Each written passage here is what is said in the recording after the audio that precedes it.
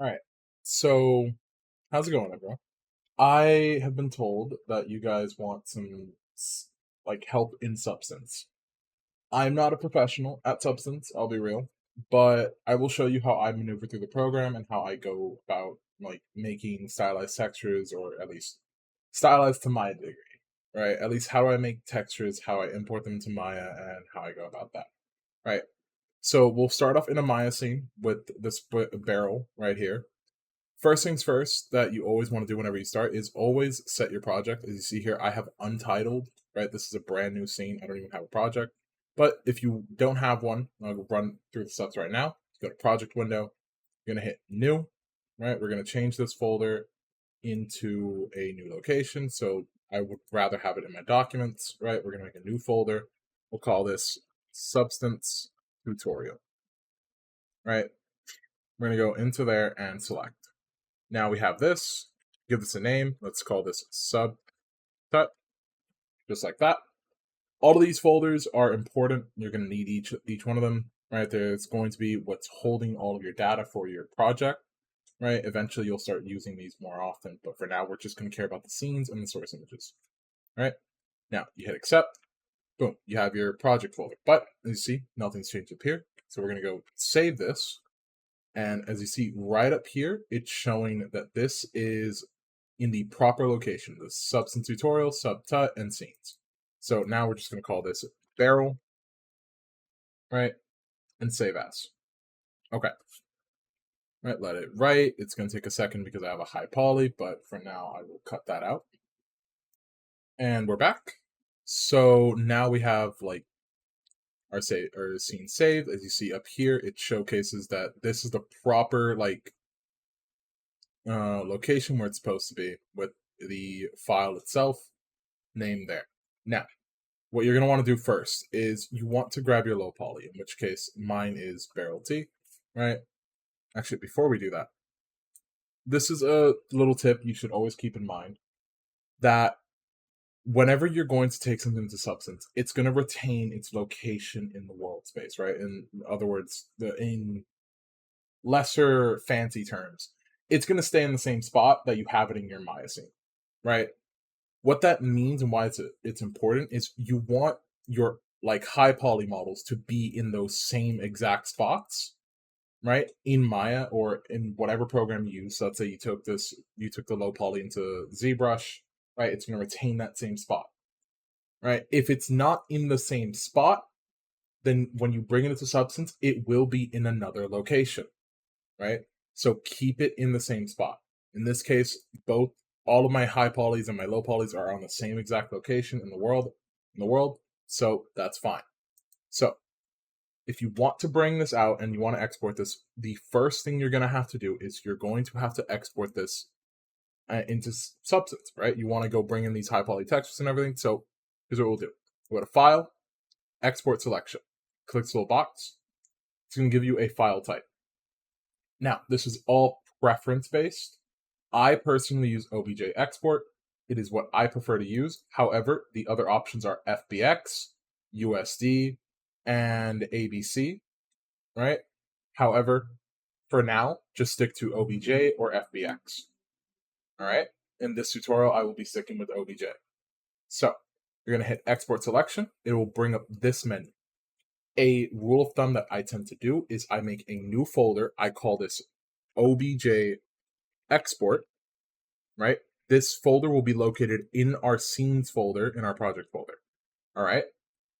So now I'm going to go into this and I'm going to give the file the name barrel, right?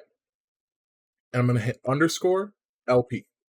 You can use whatever like alias you want to use for this. You can use whatever term, whatever word, as long as you know the difference between the low poly and the high poly, right? Once you know that, it's fine. Just make sure you put that in the name so you save yourself some confusion later on.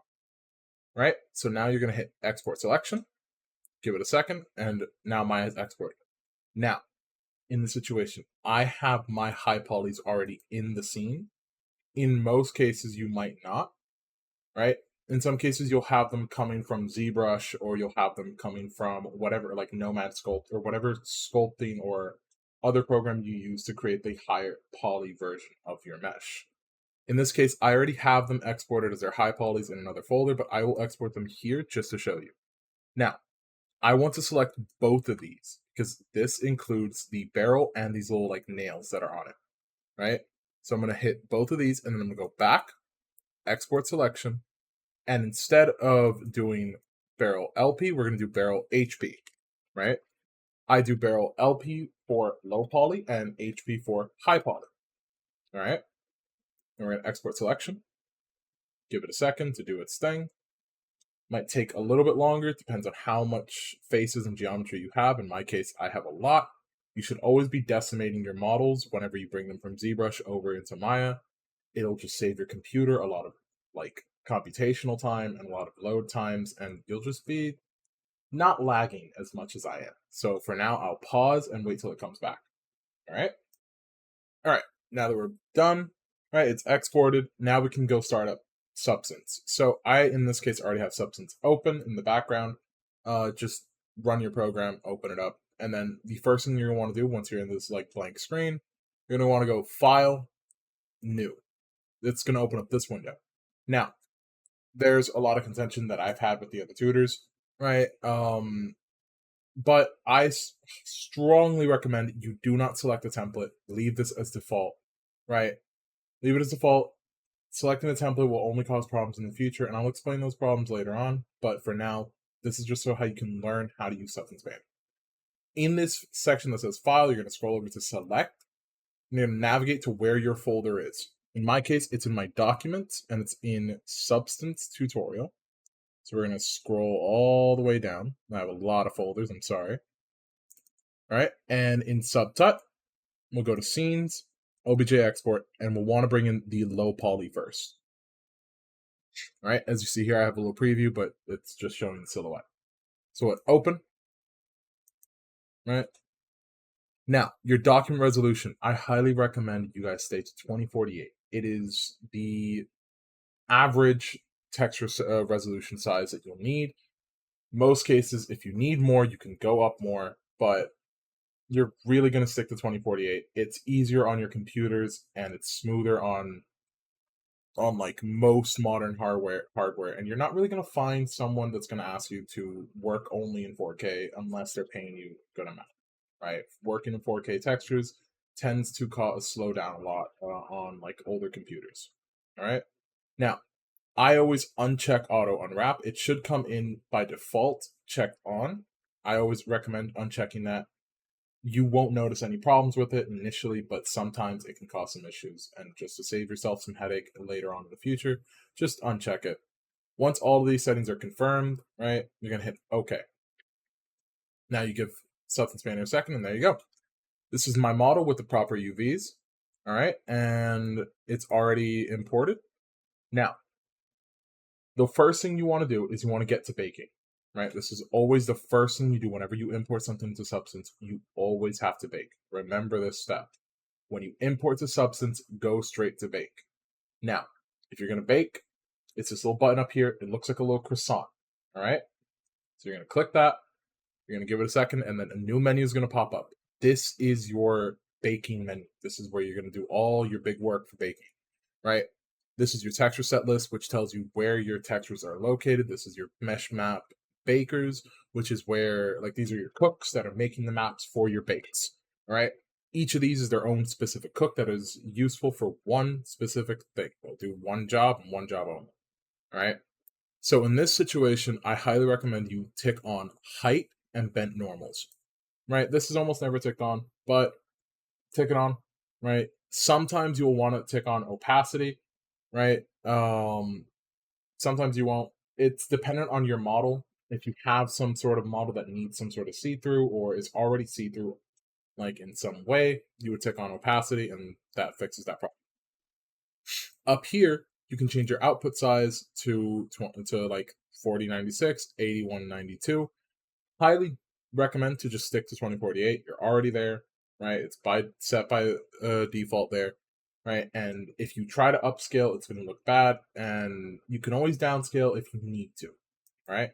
Dilation width is typically, from what I've learned, is the cleaner of the pixels whenever you're dealing with stuff, right?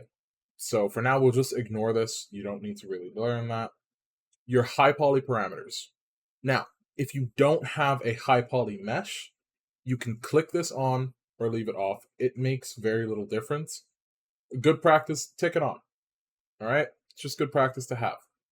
In this situation, I do have a high definition mesh. So what I'm going to do is I'm going to click this little paper icon over here, right? I'm going to navigate to the folder. It should already be there because that's where my low poly is. And I'm just going to click Barrel High Poly. We're going to click Open. You're going to give it a second, all right? It might take long if you didn't decimate like I did. Always remember, decimate your ZBrush detail work.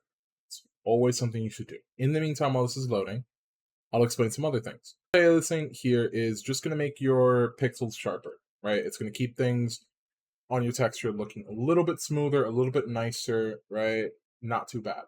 I always recommend going to 16. It's the average, right? Your computer should be able to handle 16. Sometimes when you have a really dense object, you might not be able to do 64. You might not even be able to do 16.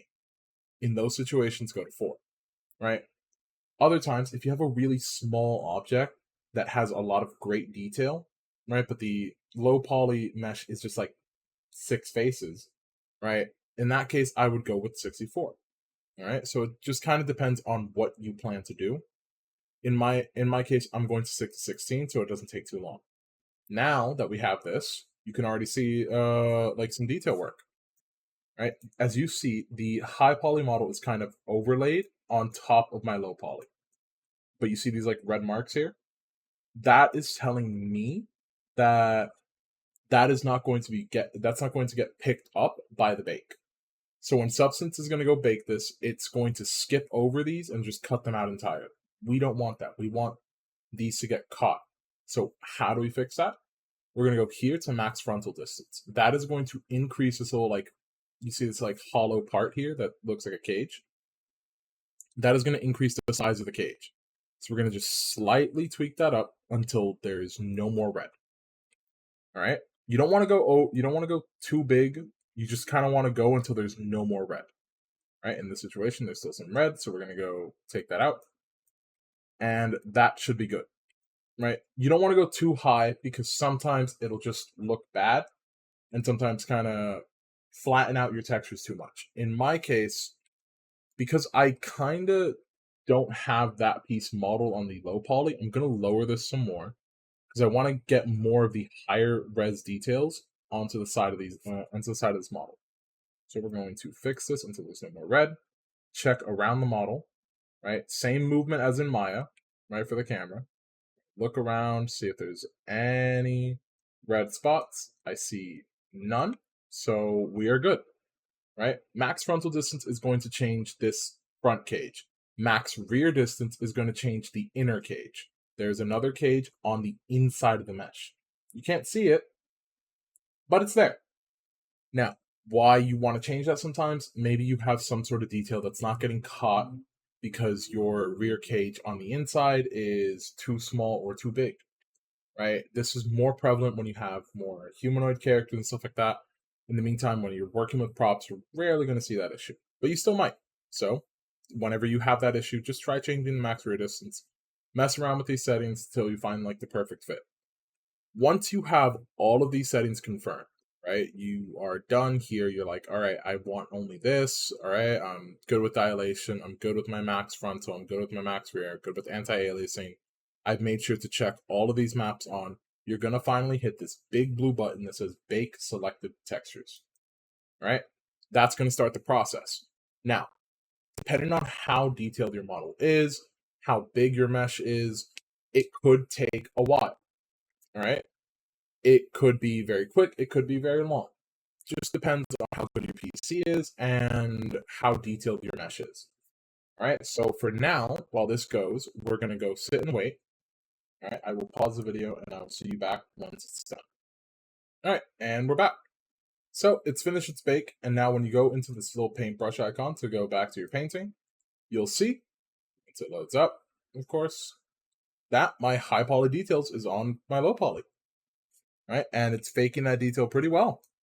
Can't even tell that it's not actually there. And that's kind of what you want to do for the process, right? You always want to start off with baking because that's the majority of the work you're going to need initially. Now, here's the next steps you're going to have to do, right? You're going to want to always work in fill layers. So this layer right here, that's a paintbrush layer, we're going to delete that, and we're going to hit this paint bucket icon. This is a fill layer. Fill layers are just going to throw a flat color on top of everything, right? So if I go ahead and change here, you're going to see it's throwing a flat color. Now, the reason why you want to work in fill layers is because these are non-destructive. What that means is you can go back and change the settings after you've already applied them, right? So if I want to make this more metallic, I can with no issue. Now, I'll show you what happens when you try to do that in a paint layer. If, for example, in a paint layer, I want to, like, I'm coloring in blue over here, right? I'm like, ooh, I like this. But then later on, while I'm texturing, I'm like, I don't actually really like it that much. Let me change the color to green. It's not changed. It stays the same because when you work in paint layers, you're working destructively. That would mean that I would have to erase it and I would have to go ahead and trace over it, or I would have to completely erase what I have there. Now, in this situation, it's not much of a big deal. I can just erase this and continue on with my day. Right? I can erase it and redraw it. But in some situations, you might have done a ton of work beforehand. You might have just written like a whole thing here, right? And you're like, oh, I want to change that like UI drew into a pink or into a yellow. You can't do that, right? You just can't. You have to remake a new layer. You have to go ahead and change that. I can't even change the metallicness of this anymore. This is just going to stay as that flat green, right? Which is why you always, always, always want to be working in fill layers. Keep that in mind and remember that. Always work in fill. It's just better and it saves you headaches. All right. Now, of course, you're probably asking yourself, but how do I stop it from applying the color to everything? Simple. You're going to be working with black masks or white masks. In this case, we're going to work with a black mask. As you see, I put on a black mask and it's removed the color entirely. Now, how do I get it back, you ask? In this situation, I'm going to go click on this tool, which is the polygon fill tool, right? And I'm going to click one of these options. In this case, this is fill by tri, this is fill by poly, this is fill by mesh, and this is fill by UV chunk. If you have your stuff separated by UVs, like I do in this situation, I can click on just this one side, and look at that. It's only painted half of my mesh. It's left the other half completely untouched because I've separated my UVs in two. This is why UV unwrapping your mesh before you bring in Substance Painter is really important, and also knowing what you need to separate and where the seams have to be. In my case, when I was working on this model, I was not thinking enough. I should have made the seams around here, right? But I didn't. So that's something I had to fix later on. In this case, what I'm going to do is I'm going to apply a flat, like brownish color onto everything, right? I'm going to remove that metallic and I'm going to remove that roughness. I'm going to lower it. I'm going to raise it a little bit, right? In this case, in Substance Painter, how it determines what's on and off is black and white. White meaning that it's on, black meaning that it's off. All right. In this situation with metallic and roughness, black means very shiny, almost reflective, right? White means matte, no reflections whatsoever. Since this is like supposed to be like a wood type texture, we'll try to make it like a little bit shiny, not super shiny, but like just that it reflects a little bit of light, right? It still looks kind of matte, but not like it's blinding you. Right, now let's select these pieces that are supposed to be brown, and I will show you how I'm going to separate the other parts of the layer. So we're going to make another black mask. All right, now, because I want to make these middle pieces, I want to make them black, I want to make them metal, right? What I'm going to do is I'm going to go into my polygon fill, and I'm going to go right into here, and I'm going to start selecting these. Just click and drag on all of these. This is if you haven't done the initial fixes you're supposed to do on your UVs. Now, as you see, I'm going to skip some of the like pieces, like these little bevel bits, because I'm not going to go that detailed. I don't want to bloat up the video, right? So in this case, I'm just going to go as fast as I can to get these like little centerpieces painted out. If I make a mistake, Control Z, I'm done. All right, so I'm just going to keep going. We're going to keep doing this, and we're going to keep selecting. All right, we're just going. This is how I worked on it the first time. It was a lot more tedious because I went to go do those little intricate little bevels. But in your situation, hopefully you're not as rushed as I was, and you actually separate your UVs as you need them. All right.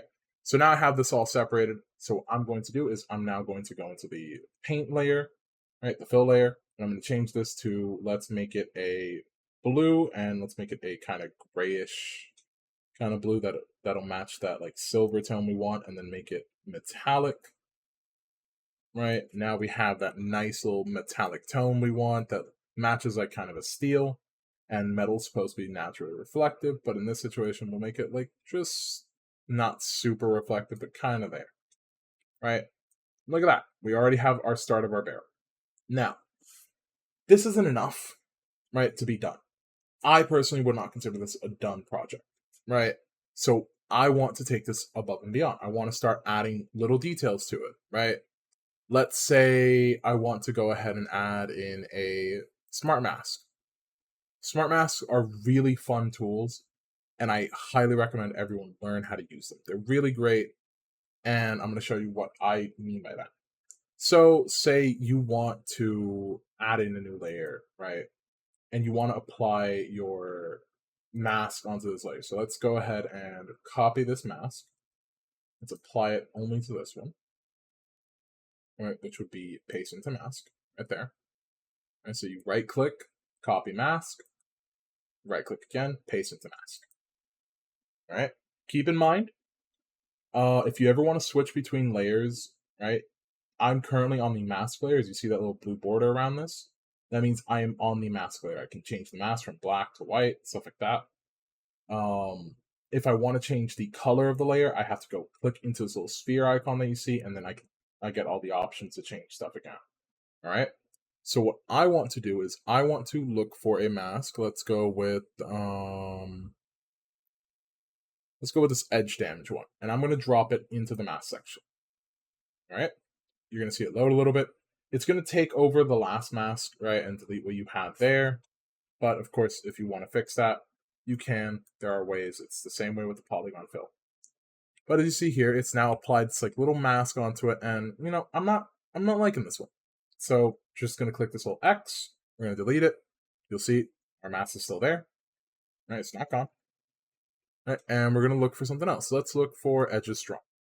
Right, and let's pop that in there. Now, as you see there, it's gone and applied itself to the edges. Now, normally I don't actually have that detail on the mesh, right? That's not on the mesh at all. This, like these little wood scrapes and stuff like that, these little dents, these little nails are not there on the mesh. They're not present, but they were present in the high poly. This is why, again, you want to bake your stuff first, because then you get these nice little details and you can play around with these smart masks a lot more. So let's say now I want to make this kind of like the same color as the brown, but slightly like lighter, right? So we're going to go a little bit up.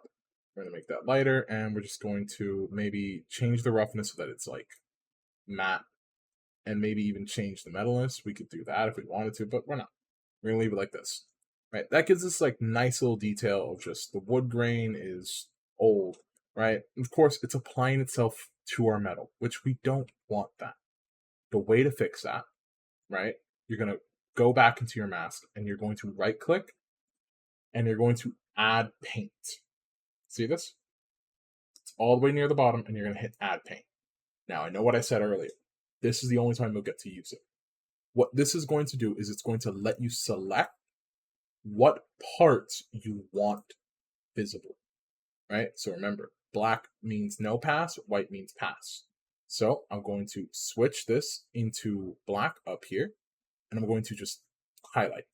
As you see, it's starting to get rid of the red, or at least the brown that we have, off my mesh. And it's getting rid of it off the texture, right? As it's slowly fading away. It will be more noticeable if we look on the other side, right? It's going away just like that. What this is doing is the paint layer is giving you back the control into the mask, right? You're painting over what you do want and what you don't want, right? Now, I'm not going to go through this whole thing because this is honestly super tedious and I need to fix the UVs at some point. Right? Everyone makes mistakes, even me. But that is just a bit. Now, there's more things you can do. Of course, there's always more things. Substance is one of the most powerful texturing tools that I know of personally, right? Say you don't like just this basic like brown texture, right? You want actual wood. You want to put some real looking wood. All right. Substance has wood textures. You can just type in wood. Now, it's going to take a second for loading, but that's good. I have Maya running in the background, yada, yada. In this case, we'll use wood plane. So what I'm going to do is I'm going to drag this over to my layers. I'm going to add it in here, right? It's all the way on the bottom. Now, think of this like Photoshop. Your layer order matters. If you want this to be seen, you got to put it all the way at the top, right? Once it's at the top, you'll see it's going to generate the thumbnail. Give it a second. There it is. There's that wood grain. But it's applying itself to everything. I don't like that, right? So you'll have to do the mask. In this case, I already have the mask, so I'm just going to copy, and I'm going to paste. Now, it did nothing. That's fun. That means it did something wrong. So we're going to clear the mask. We're going to go here. We're going to copy mask, and we're going to try this again.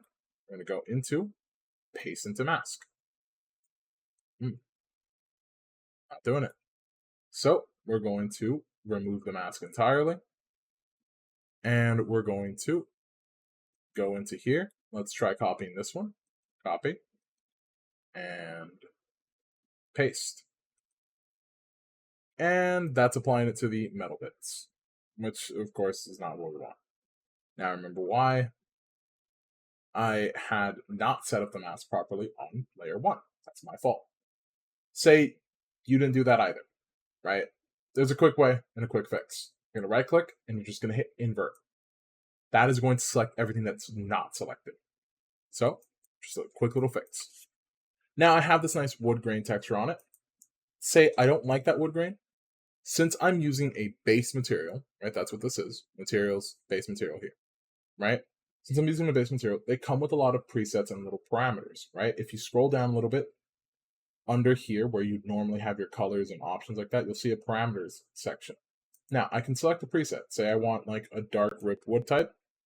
I get that. No problem. But say I kind of want to customize it myself. I can't. I can change the global distortion myself, mess it around, make it more like, make those grains a lot thicker, make them a lot thinner. Who knows? I can change the color of the wood myself. I can make this like a very bright kind of wood, right? The type you'd see at Home Depot, or I can make this like a really dark, almost like dark wood mahogany kind of like wood.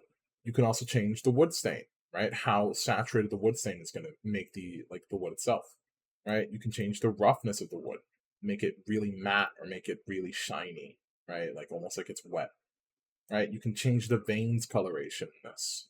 Now, of course, whenever you do this, it will change the, it'll make things load a little bit slower, but it's fine. Every one of these base materials have some form of, controls like this, right? Unless you download it online, which there's a button to take you to, the online community website, which is right here, right? This will take you to the community assets page where you can just download free assets that people online have made. This is your basic rundown of Substance, right? Once you have your textures like how you want them, let's say this is fine by me, right? I'm happy with how this looks. We're going to go into File, and we're going to go hit Export Textures, right? Now, I didn't rename this. I should. So what I'll do, hit Cancel. We're going to go into this tab over here, Texture Set Settings. All right, sorry. I'm actually missing that window, but it's a good opportunity. Since I'm missing the window, I'm going to go here and I'm going to hit Reset UI. Now, guess what popped back up? Texture set list. It was missing on my end. Why? I don't know, but it was just missing. So now I see this. This is where you're going to see all your texture sets. What that means is, say, when you were in Maya, you have this like really complicated model and you applied like 3 different textures to it, 4 different textures, maybe 50, however many you applied. Substance will keep that data in knowledge, right? OBJ and FBX will keep that data. Every shader is applied to this. Even if Substance can't read that shader, it knows that that object has a different shader. So when you go to your texture set list, it's going to read that as is. So you're going to see a different texture set list. It's going to tell you this is belonging to this texture, this belongs to this texture, so far, whatnot, right? Now, if I want to rename this, I'm going to double click this. I'm just going to type this barrel, right? Done. Just double click and you type and you're good. Now we're ready to export. We're going to go File, Export Textures, or Control-Shift-E for hotkeys. Now, this is where it's going to, this window is where you want to pay attention the most. Your output directory. Always change this. It's going to set the default to the Documents folder in Adobe Substance. You don't want it there. You want it in your source images folder. So what I'm going to do is I'm going to go back to my Documents tab, and we're going to go look for my project folder. Remember what it was called? Substance Tutorial, Subtut, and this time we're going to go into Source Images. Source Images is where Maya reads all your texture files, all your texture maps, and whatnot. In this situation, before I go ahead and just hit Select Folder, I'm going to make a new folder, right? And I'm going to call this Barrel. And then I'm going to go into this folder and select this one. This is good practice to have. You want to go ahead and make a new folder and have them go in there. Because if you don't, you're just going to have a bunch of image files and you're not going to know what to do with them. Now, in Output Template, I will leave this the same. I will always leave this the same. I will leave it as default because if you change it, your list of exports will change with it. For example, right now, my list of exports is base color, height, metallic, mixed AO, normal, normal DirectX, and roughness, right? I want all those maps. But say I change to, let's go change it to Dota 2, right? Suddenly, I'm getting way more mass. Way more things that I don't have, I didn't know about, right? Or say you want to use mesh maps, right? Now it's going to export those mesh maps that I had before from the baking, right? Say I want to go to Redshift, right? It's now going to give me only the Redshift exports. I highly recommend you always stick to document channels plus normals plus AO, no alpha. That is the default, and almost every single rendering engine can read all the files that are coming from this. All right. So just keep this the same. Don't change it. All right. Now, file type, leave that alone. Size, leave it alone. Padding, leave it alone. Export USD and export shader parameters, leave that stuff alone. Right. Your list of exports is set properly. Your output directory is set properly. Now you're going to hit export. All right. It's finished. You'll see this little green text, little teal text that pops up. You're good. Right? You can even open the output directory if you want to go ahead and take a look. Here's your texture maps. They're all here. Right? This is how they're going to show up. This is how they're going to look. And in this situation, I would say I'm good. I can now take this over. What I should always do, what I always recommend you should do when you first get into this is save. Save this folder. Right? Save this file somewhere. I'm going to go to my documents and I'm going to go ahead, go into my Substance Tutorial, Subtut. I'm going to go into this folder called Substance, and we're going to call this Barrel. We're going to hit save. All right, now I'm good. I'm saved. I've got everything I need. So I'm going to close this window, right, and I'm going to go back here. Now, you don't actually need the high poly in Maya, right? You just hit delete on that. I'm good. I have this. This is what I want. So now, what I'm going to do, I'm going to head to the Substance shelf right here. These little things are called shelves. If you do not have this shelf, you're going to want to go into Windows, Settings and Preferences, Plugin Manager. In here, you're going to type in Substance, or just Sub. You're going to want to hit Apply All to Loaded and Auto Load. Auto Load is going to make sure that every time you run Maya, it's going to load. You want all of these on.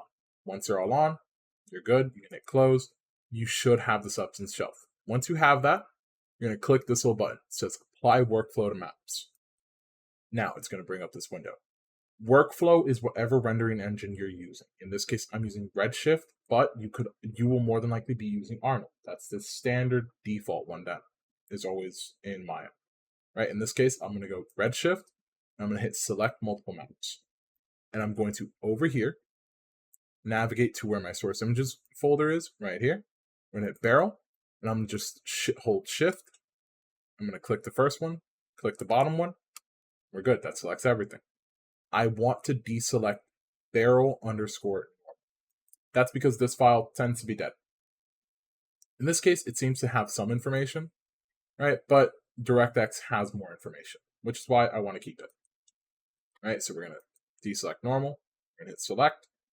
Now, as you see here, my ambient occlusion did not come in. So I'm going to go click that little folder icon, and I'm going to click Mixed AO. That's what AO stands for, ambient occlusion. So we're going to hit select. We're going to hit apply. There we go.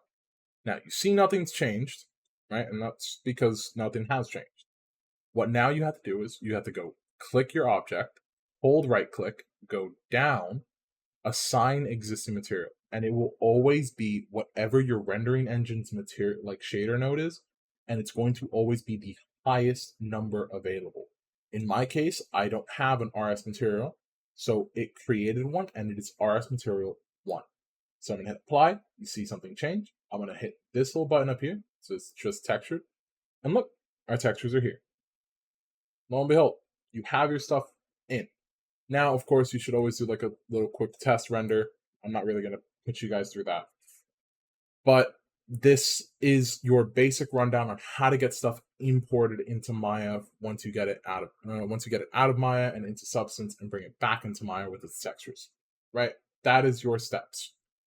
Hopefully this teaches you something. Hopefully you guys learn a little bit more from this. And I'm sorry for the long video.